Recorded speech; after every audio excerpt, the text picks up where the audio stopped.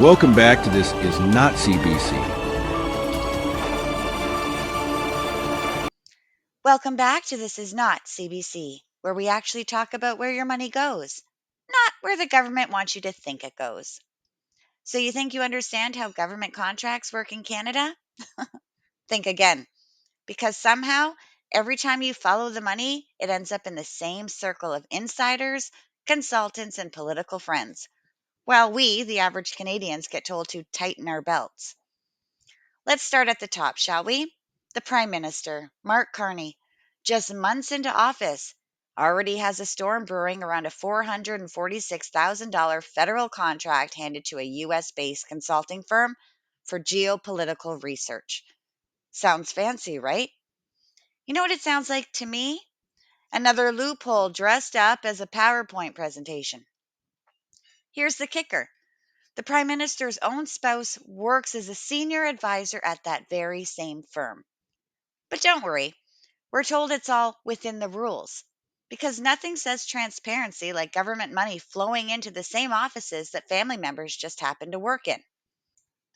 Meanwhile, the average Canadian salary sits around 67 grand a year, if you're lucky enough to even afford groceries these days, while refugees staying in government paid hotels reportedly receive over $200 a day. That's about 81,000 a year. So, if you're a hardworking Canadian, congratulations. You're officially making less than someone who just arrived and doesn't even have a job yet. But sure, it's all about compassion and equity, just not for you. And it doesn't stop there. All across the country, government contracts and cozy relationships are the norm, not the exception. From provincial leaders handing massive supply contracts to familiar faces in the grocery industry, to local politicians and their family ties conveniently aligning with federal gun control policies. It's all part of the same club. And guess what? You're not in it.